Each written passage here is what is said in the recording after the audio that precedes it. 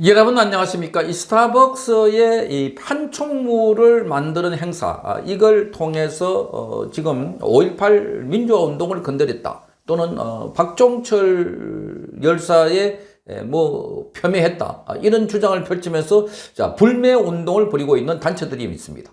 자, 5.18 관련해서 하는 단체들도 그렇고 광주에서 이런 게 본격화되고 있지만, 그러나 정작 스타벅스에 가보면 많은 사람들이 있습니다. 자, 이른 아침에 모닝커피를 하기 위해서 의도적으로 스타벅스에 갔는데, 평소에 도심 한가운데도 아니지만 동네에 있는 스타벅스에도 제법 많은 사람들이 있었습니다. 자, 시내에도 많은 사람들이 스타벅스를 의도적으로 찾아가겠다, 그리고 인증샷을 릴레이 운동을 벌이고 있는 이런 사람들도 있습니다.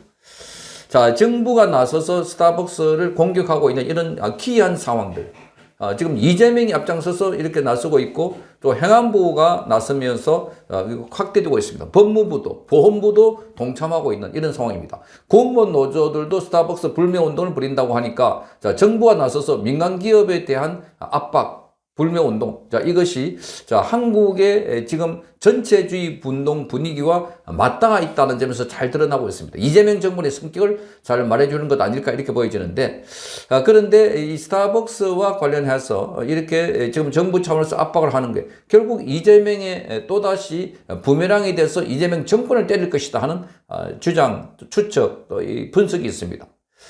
자, 이 정용진 회장, 미국의 조야에도 많은 사람을 알고 있고, 특히 트럼프 대통령의 아들과 장남과도 절친입니다. 자, 미국은 지금 쿠팡에 이어서 또다시 스타벅스를 건드리고 있는 이재명 정권을 볼 때 뭐라고 생각하고 있을까?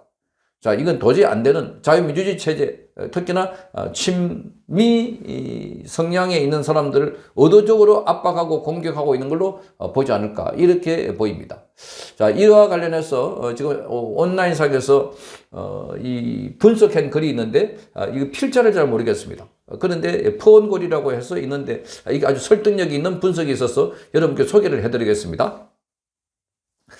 자, 최근에 한국 사회를 뒤흔들고 있는 스타벅스 불매 운동과 신세계 그룹을 향한 전방위 압박은 단순한 기업 마케팅의 실패나 우발적인 역사 인식 논란으로 치부하기는 어렵다는 겁니다. 사건의 이면을 들여다보면 이재명의 이 이례적인 공개 경로, 관변적 시민단체들의 조직적 고발, 그리고 과거 쿠팡 사태를 연상시키는 친미 반공 성향 기업 때리기의 공식이 정교하게 맞물려서 작동하고 있기 때문이라는 겁니다.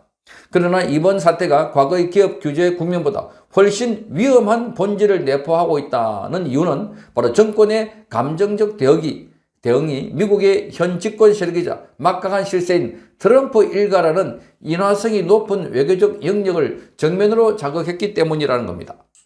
자, 사태의 본질을 진단하기 위해서 가장 주목해야 할 대목은 정용진 신세계그룹 회장과 미국 백악관의 실질적인 마크 실세인 도널드 트럼프 주니어 간의 독특하고 강력한 개인적인 네트워크입니다. 자, 트럼프 주니어는 단순한 미국의 현직 대통령의 아들이 아니라 트럼프 행정부의 인사와 마크 정책 수립을 주도하는 이른바 킹메이커이자 미국 보수 진영의 핵심 리더입니다. 자, 정용진 회장은 아주 오랜 기간 반공주의적 가치관과 친미 성향을 공고히 하면서 트럼프 주니어와 같은 사적 신뢰를 쌓아왔습니다. 최근에 트럼프 주니어가 정용진 회장 부인의 콘서트에 참석하기 위해서 방한했던 사실은 이들의 관계가 단순한 비즈니스 파트너십 이상임을 증명하고 있다, 이렇게 봅니다. 문제는 바로 이 지점에서 발생하는데, 트럼프 주니어의 방한 당시에 그는 대한민국 현 정권의 고위 관계자들과 공식적인 접촉을 피하면서 명확한 선긋기 행보를 보였습니다. 정권의 입장에서는 미국의 핵심 권력자가 자국 정부를 패싱한 채 정권과 대척점에 있는 친미 혹은 반공 성향의 재벌 총수와 밀착하는 모습에 상당한 외교적 소외감과 정치적 불쾌감을 느꼈을 가능성이 크다는 겁니다. 이러한 상황에서 발생한 스타벅스의 미숙한 프로모션은 정권에 있어서 정용진 회장과 신세계그룹이라는 눈의 가시를 합법적으로 징벌할 수 있는 최적의 명분이 되지 않았을까 하는 추측입니다. 특히 상식적으로 볼 때 탱크데이와 같은 개별 계열사의 지역적인 마케팅 프로모션을 그룹 총수가 일일이 확인하고 개입하지 않는다는 것은 경영계의 불문율이자 공지의 사실입니다. 정권 역시 이러한 구조를 모를 리가 없습니다. 그럼에도 불구하고 실무진선의 실책을 빌미 삼아서 신세계 그룹 총수를 직접 겨냥해서 저질 장사치다 또는 사람의 탈을 쓰고 못할 짓이다 라는 극단적인 표현을 쓰고 사법 처리를 암시한 것은 이번 사태를 단순한 기업 제재가 아닌 철저히 계산된 정치 의도의 결과물로 보아야 하는 결정적인 방증입니다. 자, 정용진 회장도 고발이 돼가지고 바로 경찰은 고발하자마자 그 다음날 고발인 조사를 바로 했던 것이었습니다.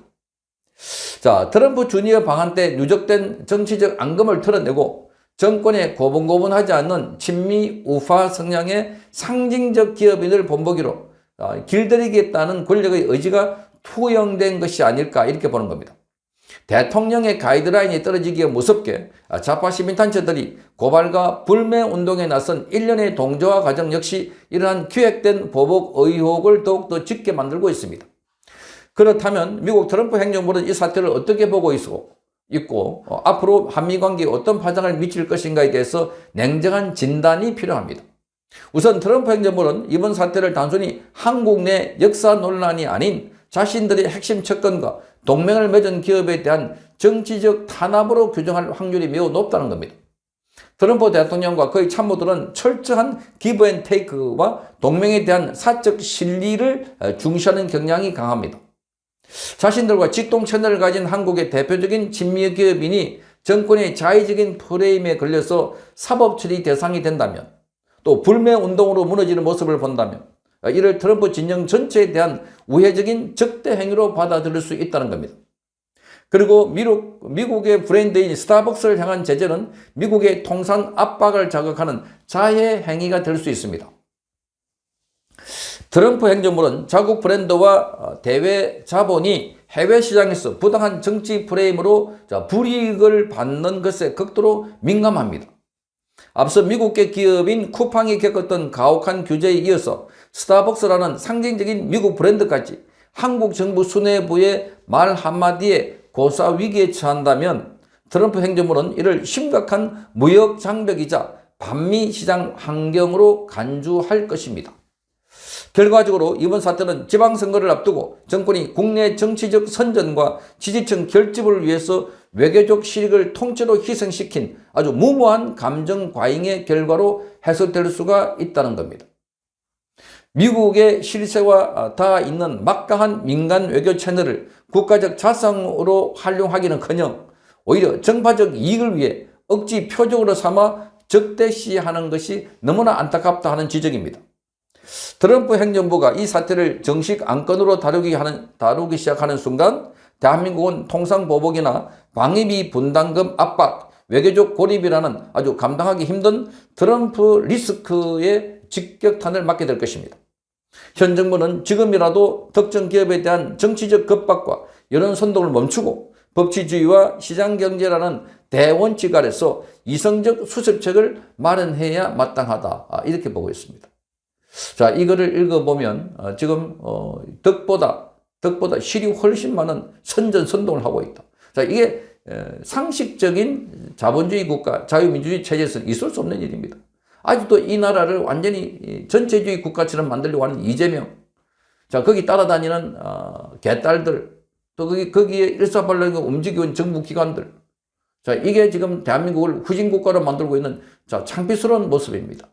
결국은 이재명의 이런 선전선동이 바로 부메랑이 돼서 이재명을 치게 될 것이다. 쿠팡에 이어서 이제 스타벅스까지.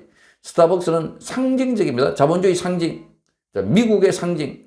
여기를 건드렸다는 점에서 앞으로 그 후유증이 만만치 않을 것으로 보입니다.